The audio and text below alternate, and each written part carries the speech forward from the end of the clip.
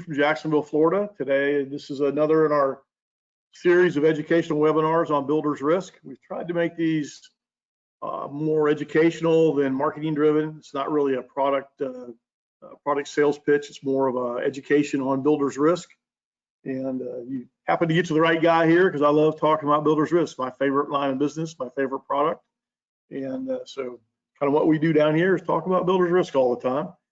So today we're going to change things up. We'll go through the format in a minute, but this is actually going to be interactive, our first interactive webinar. We're going to ask a series of questions, and then you guys are going to answer yes or no. And we won't tell everybody how you voted. I'm just teasing on that, but let's have some fun with it, and we'll see what everybody thinks about builder's risk. I will give you a little hint. Builder's risk is a very broad product, so just keep that in mind as we answer most of these questions. But let's go ahead and get started on covered versus uncovered construction projects. And this is the details of it. I'm not a techie guy, but I guess the thing here, the one thing you gotta, in order to vote properly, you're going to need to exit full screen mode and view in window mode to ensure you can submit your answers. If you leave it in the full screen mode, you won't be able to vote. So hopefully everybody knows what window mode is, and we'll go from there. So give you a second to figure that out. Very good. All right, so what we're going to do now is run through a series of questions, and we're going to run through pretty quick, but I will, ad lib a little bit as we're going through it. So these are questions that, once again, the underwriting team in Jacksonville gets every day. So I'm not making these things up. I get them asked all the time. So question number one, are foundations covered? Yes or no? You think about a foundation, most of the homes in the South are built on grade. I know they're not all built on grade up north, but you still have a lot of homes built on grade on a flat foundation. So we get asked the question a lot, are they covered or are they not covered? So hopefully everybody selected yes or no, and we'll go from that. 83% said yes. Guess what? 83% of you are correct. Foundations are covered. I do get asked the questions a lot, what can happen to a foundation? Well, there's a lot of things. I've seen vandalism. Maybe the local kids decide they want to put their footprints in the foundation when it's still wet. I might have done that once or twice when I was a youngster, but we won't talk about that. So there might be a cost to repair the foundation. So there are things that could happen to it. So as long as that value is included in the completed value when you write the policy, things that happen to the foundation are covered. So just keep that in mind. There's a pretty good value to that. So hopefully that answers that question. Question number two, we get this one all the time. Are soft costs covered? And for those of you that tune in a couple weeks, we are going to do, our next webinar is going to be on soft cost and delay in construction coverage, all of the time element type exposures, because we get so many questions. Probably one of the most confusing things in our product is soft cost. So the question is soft cost covered under builder's risk? Now keep in mind basically what we're saying here is it covered on the main form, not by endorsement? So let's see what you all said. Are soft costs covered?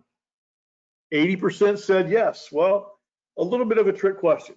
On most coverage forms, soft cost is not covered. It's not on the main form. You have to endorse it. A little plug for our form, though, is we do build in $100,000 sublimit of soft cost at no additional premium, and that's built into our coverage form. It's not like that on all the other carriers out there. And if you look at the ISO or the AAIS form, soft cost is not covered. So you have to add it by endorsement. So it's kind of a yes and a no. But you guys are on top of things today. I'm impressed. Question three, are office trailers covered? Most of the time, yes or no. Now, most of the time when people think about builder's risk, they think of building materials, labor, overhead, all of that kind of stuff that goes into building a house or building a commercial structure. And you don't think about the trailer. Could be a pretty substantial value to that trailer. So you need to ask the question, I'm wondering if that trailer is covered. You might have 20, 30, 40, even $50,000 in a trailer. And we all know things can happen to the trailer, like it's on wheels. So somebody could, maybe wheel it off sometime. I've seen that happen. So there is a value to that office trailer. So hopefully everybody voted. See what you all said on office trailers being covered or not. 51% said yes, 49% said no. The 51% is right. Now, I will say I'm answering for our coverage form. You need to read the form, depending on which carrier you're selling. Our form does include office trailers, as long as you included the value when you wrote the policy. So that is included in the coverage. So I guess that could be a yes or a no, depending on the form, but it is something that you need to verify because you don't want to have an uncovered claim. So you guys are pretty on top of things today. I'm impressed. Question 4, is personal property covered? We're going to go over this one in a little bit of detail because it is a kind of a tricky one. So is personal property covered, yes or no, on the builder's risk form?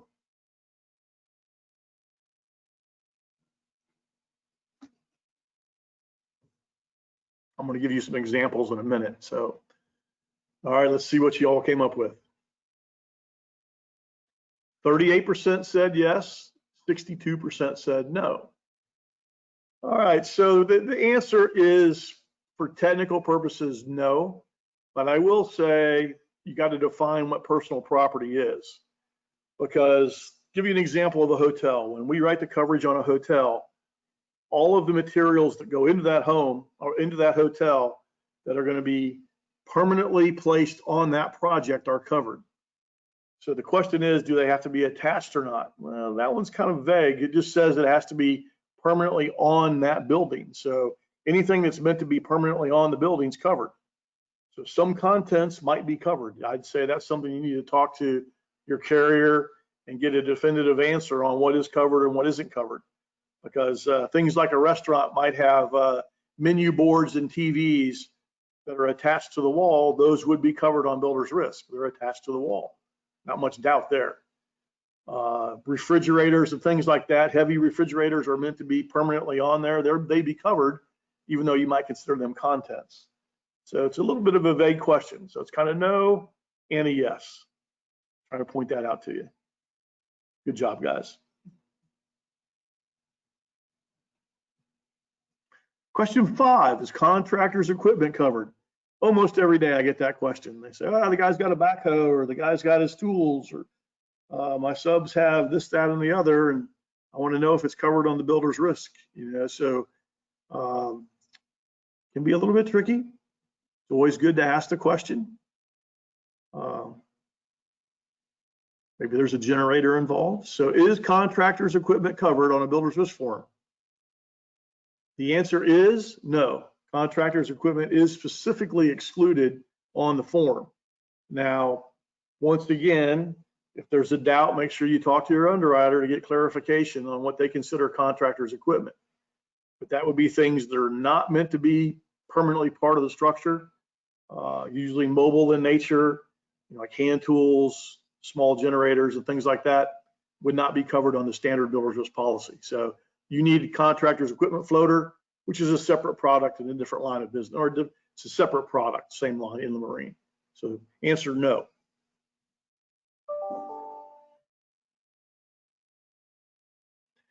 This is the one that we could spend probably the rest of the day talking about. I'll try to be brief, but are existing structures covered? Keep in mind, builder's risk, course of construction coverage, but we're asking the question, are existing structures covered, yes or no, on the builder's risk policy? A little bit of a trick question. Let's see what you come up with. Are existing structures covered? Yes, 35%, no, 65%. The technical correct answer is no, they are not covered on the builder's risk policy. Keep in mind when I said this is the core policy, not by endorsement. You can endorse existing structures, but on the standard builder's risk policy, there is no coverage for existing structures. It has to be endorsed to cover that. Now, companies that write remodeling, renovating contractors do endorse it on, but it has to be endorsed. So don't assume it's already covered. Another little trick there is in most forms, it says you can write a builder's risk policy up to 30% completion of the project. So that means if it's less than 30% completed, then it fits the normal underwriting guidelines. If it goes over 30% and you try to submit it, the underwriter is going to consider that an existing structure, and in the form there is no coverage. Now, they can make exceptions. They can endorse the policy to allow more of a percentage complete, but that's a conversation you need to have with the underwriter. So just keep in mind, existing structures need to be endorsed.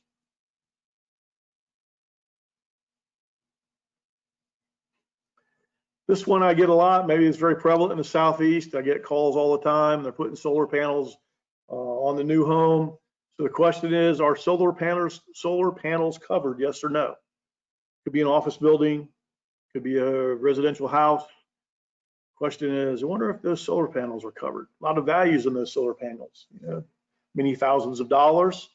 So the question is, are they covered? Are they not covered?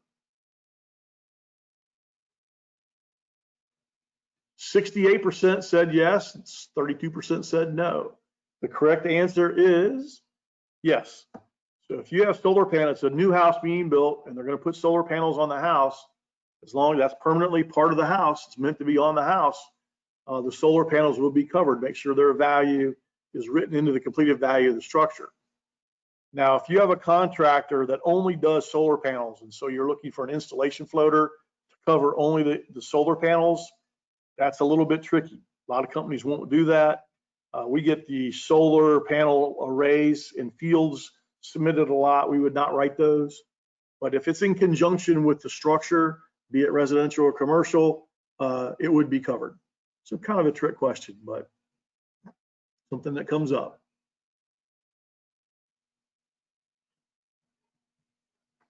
Is underground plumbing covered? Kind of goes along with our foundation coverage if you think about it. So if you've been to a new subdivision, then maybe they'll put the rough plumbing in underground, tie it to the main line, then they do the foundation and they do the rest of the site preparation work and all that. But there's a pretty good value to that underground plumbing, and there are things that could happen to it. Back to the vandalism, the theft, and things of that nature. So keep in mind when you write builder's risk, it's not just the building material value, it's the labor is also covered. So if something happens to that underground plumbing, you got to replace the plumbing and you got to pay the labor to fix it. So is that underground plumbing covered on the builder's risk form? 86% said yes, and 86% are correct. It is covered. So make sure it's part of the completed value. And the other thing to think about on this is, I get asked the question, when does a project start from a builder's risk standpoint? To me, it starts when there's any exposure on the job site. It could be the underground plumbing. It actually could be even the labor to clear the lot. You got to pay somebody to sit on the backhoe or the front end loader and clear the lot. So that labor is part of the project and technically is covered on the builder's risk. So the project starts a little sooner than some people think. The answer is yes, it is covered.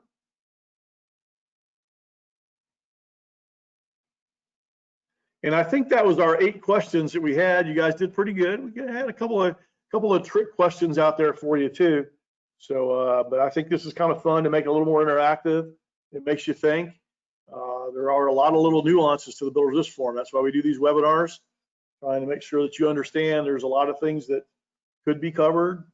And most things, most exposures that you're going to come across, there is a way to cover them. You just might have to have an endorsement to the main policy. And as we all know today, we're trying to avoid any errors and omissions. So the big thing is to make sure you at least offer these coverages to the builders and the owners, developers. If they choose not to cover them, that's their choice. And the other piece is, I think a way to evaluate a program is to look at all the coverages that are built in, so you don't have to remember all the little nuances. They're already built into the form. So just a little plug for our next webinar in a couple of weeks. It's going to be the ins and outs of soft costs and delay in completion. These are could be very complex, so we're going to go over that in pretty good detail. This is very misunderstood. I got involved in one yesterday, and people didn't understand the difference between soft cost and delay in completion. Soft cost is actually a subset of delay in completion. Delay in completion includes rental reimbursement and other things. So we're going to get into all that next 2 weeks. And as you know, in this in the world we live in today with COVID-19 and such, this is definitely a hot topic. So we will do our best to answer all your questions on delay and completion. I think you'll find it interesting. So what we're going to do now is kind of open it up for any other questions that you guys have. Think about something that you always wanted to know if it was covered or not. Ask the question and we'll do our best to answer it. All right, Jeff. So we do have a few questions already coming in. So the first one, kind of going off of your next webinar, what are soft costs? Maybe give a little preview. Can I give you a little preview on that? I should have the form in front of me so I can read it to you, but these are basically something that happens for number one, because of a covered cause of loss. So there has to be a covered cause of loss on the form. And these are expenses that in the event of a claim will reoccur. Things like advertising expenses, engineering fees, architect fees, insurance premiums, things that because of a covered cause of loss, now you have to rebuild the structure and these expenses are reoccurring. So soft costs would pay for that. That's a little taste of soft cost, and it gets pretty involved, but always remember the first thing, because of a covered cause of loss. Good question. All right, next question. What constitutes occupancy of a building under construction? What constitutes occupancy under a building under construction? Well, we can go by either the AAIS form or the ISO form or our form or some competitors' forms. I guess the point is it does vary. Usually there's a number of days. So in our form, it's 90 days. So a building can be occupied for 90 days, still have coverage. On that 91st day, there's no coverage. There are a few little nuances to that. That's how we treat residential properties. Commercial properties are a little different. Under our form, we say if it's building that's going to be rented or leased to others, once up to 75% of the property can be leased out and there's still coverage. But once it goes over that, then there is no coverage. Coverage ceases. But I will say in all these cases that you come up with, be it a single family home being remodeled, a duplex or quadruplex, it's always good to read the form. And if you have to, there is an endorsement, permission to occupy, that's available. It can be kind of expensive, but it's worth it. If you're going to have a building occupied, you think there's a gap in coverage. So there's always that time between the builder's risk, course of construction, and the permanent property coverage. You got to make sure it's covered. Good question. All right, next question. Is theft covered when the building material is not yet attached to the structure? I'm sorry, I got part of that, Darcy. What was the rest of it? I got the second part. Oh. Sorry, Jeff. The question was, is theft covered when the building material is not yet attached to the structure? Yeah, I mean, so on most builders risk forms, once the building materials are delivered to the job site, there's coverage. And one thing we didn't talk about was transit coverage or even temporary storage coverage. So there is coverage on the form as long as it's on the job site or it's in transit and it's meant to be part of that structure. So that's the whole key, is that materials that are meant to be part of the structure, there should be coverage for that. Awesome.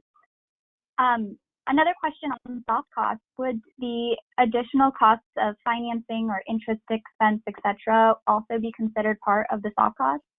I don't have the form in front of me, but I believe that is correct, that the interest on a construction loan would be reoccurring, and that would be covered on the soft costs.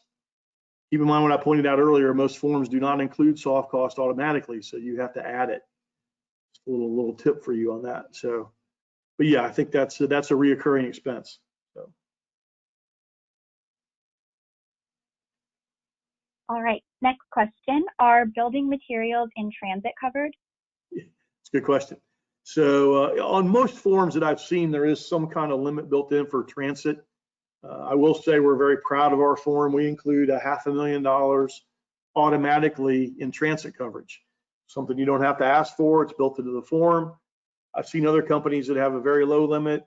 I've seen companies that make it a percentage of the value of the structure. So if it's $1 million structure, you might have $100,000 in coverage or whatever. That gets a little confusing to me. So what we decided to do is just build in $500,000 automatically. in transit coverage. Think about the window package, pretty ornate windows in a house, and it's being delivered and something happens to it. Now, if it's in control of the person delivering it, they might have coverage, but we have that coverage built into our form for transit, $500,000.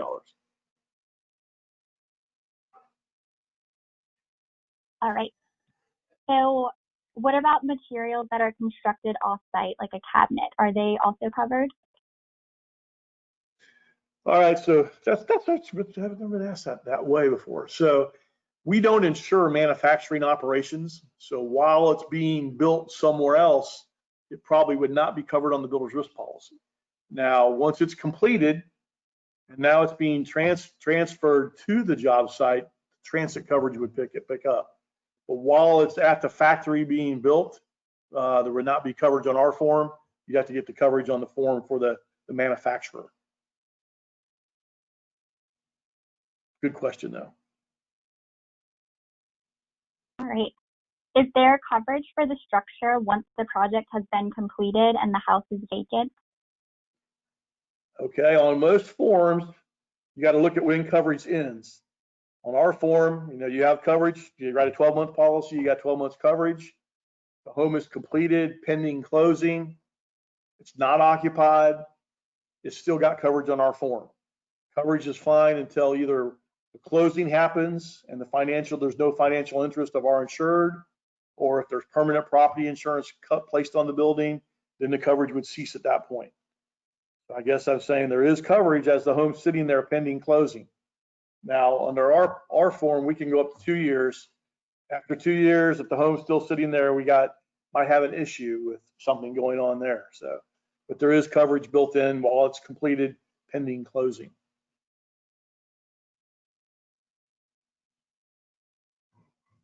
Should the homeowner purchase a builder's risk even if the contractor has his own builder's risk policy? All right, so you really, I will say this, you only need one builder's risk policy on a project, but I would say that if I'm the agent and I'm the agent for the builder, it's always better to have the coverage in the name of the builder, because all these little nuances, all these coverages we talk about really are more designed for a builder. So I would make sure that I would try to write the policy in the name of the builder, and you could add the owner as an additional insured. We do get sometimes where the owner wants to carry their own coverage, and that's fine. We can do it that way. I still would add the builder as an additional insured, so both parties' interests are protected on the builder's risk. Builder's risk is pretty simple because it's property coverage too. It's whoever has a financial interest in that project can be an insured on the policy. So you could have a contractor, you could have a developer owner, you could have a subcontractor. All of those things have a financial interest in that project and could be a named insured on the policy. Good question. All right, this one's kind of a long question. With regards to residential or duplex, when one unit is occupied or sold, how long can the COC coverage apply to the unoccupied unit after an occupancy certification is granted? I'm going to answer for our form, but this is another one of those things that you really need to read the form that you're selling, be it the standard AIS form or another carrier's form. Under our form, if it's a duplex, there's 2 units, there's still coverage up until more than 50% is occupied. So up to 50%, you can still have, it could still be covered. But so you still could have coverage for the duplex, if that makes sense, but once that second unit becomes occupied, then coverage ceases. And on a quadruplex, it's the same thing, up to 50% covered. Once that third unit's leased out, there is no coverage. Coverage ceases. So it really depends on whether it's a duplex, a quadruplex, or some other number of units in the building. Good question. All right. There was some clarification asking about the off-site materials that we just mentioned, talking about the cabinets, saying that if it's the workmanship, like the materials are the client's off-site. I guess I'm not quite following the question. Workmanship in itself is not covered on the builder's risk, like the work performed. That's something else. That's not builder's risk. So we're thinking about just property here. But what I'm saying is, let's say these cabinets are in a plant being manufactured. It's a pre-engineered cabinet. The exposure would still be, I mean, they would have to be covered by the manufacturer. Like I said before, once they're completed and now they're in transit to our building, our coverage would pick up. So anything that's being engineered somewhere else needs to have the coverage placed, on that policy that covers that. Hopefully I'm answering that. All right. So if there is a design failure that causes damage, is there a defense cost even if you are not at fault? Yeah, now that's more of a professional liability exposure. We did have a webinar one time on builder's risk versus GL professional liability, and that's another very involved topic. But the design itself is not builder's risk coverage. That would be a professional liability coverage. So probably for a future webinar, we'll answer that question. But that's beyond the scope of a builder's risk policy.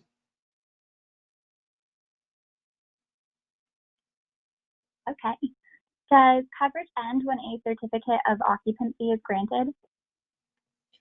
On our form, that's not a criteria, but usually when that is done and it's time to get permanent coverage, and it's probably a good time to say we need to get a permanent policy now that they're going to occupy it. Sometimes it takes a little while, there's a little gap in there, and that's probably okay. So, but that's just the way we treat it on our form. Another one that can be very different depending on whose form you're selling. I have seen some forms that say once the building is put to its intended use, coverage ceases. That's pretty strict if you think about it, because that way there's no gap in that at all. It's like certificate of occupancy, put to use, you got no coverage on that form. So not very forgiving. Okay, next question. Do you offer coverage for LEG3? That's our friend that started over in Europe, and then there is no coverage that I know of, at least not on the small builders risk in the United States. So I think that's what it is. It's not the leads qualifies. Was it LED or LEED? It's LEG, like leg. Oh, leg. Yeah, the leg coverage. Yeah, that's something in Europe.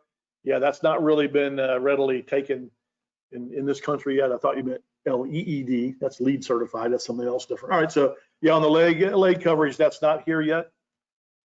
One day we'll probably have to address it, but for now, that's more in Europe than here.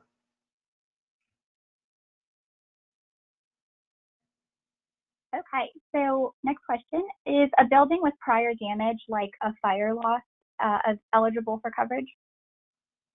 The way we underwrite that is we're going to ask a lot of questions about the claim. So, I mean, it's not a definite decline. I will say if it was a substantial fire and there's structural damage, we would not write that coverage. But maybe it was a minor claim, maybe it was a vandalism claim, maybe it was a small fire and it didn't do any structural damage, so it would be okay. So it's the famous underwriting rule of it depends. You need to talk to your underwriter to find out if they can write it or not.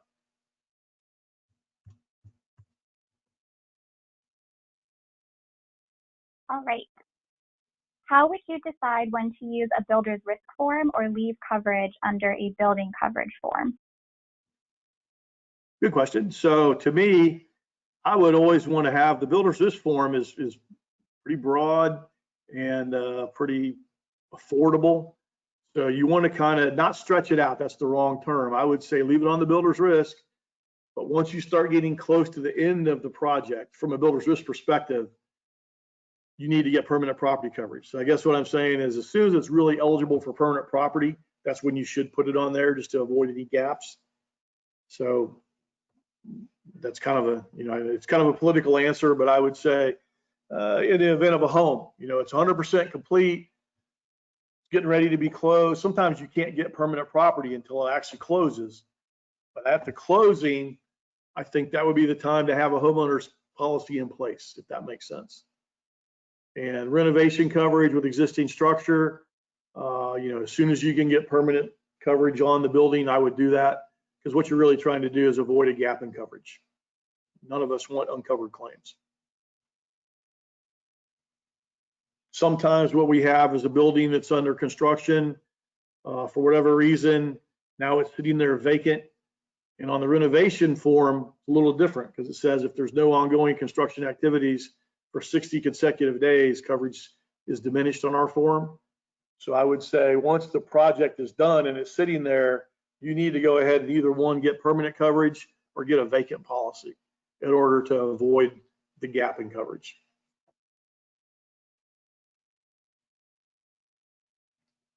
All right, it looks like that's all of the time that we have. If you had questions and we weren't able to get to them, then Jeff or someone on our team will be reaching out to you. Let me go ahead and give you Jeff's contact information. Well, thanks a lot, guys. Appreciate it. Hope you had fun voting today. I think you guys did a good job. We'll have to tally up, but I think you got most of the questions right. We're probably going to ask you a survey question, whether you like that format. If you did, we'll carry it forward to keep you involved. And as Darcy said, if you guys have any questions, here's my contact information with Donna's. Pick up the phone and call us, email us, text us, whatever you want to do. We're here to help you out. And I look forward to seeing you and talking to you in a couple of weeks. Stay healthy, stay positive.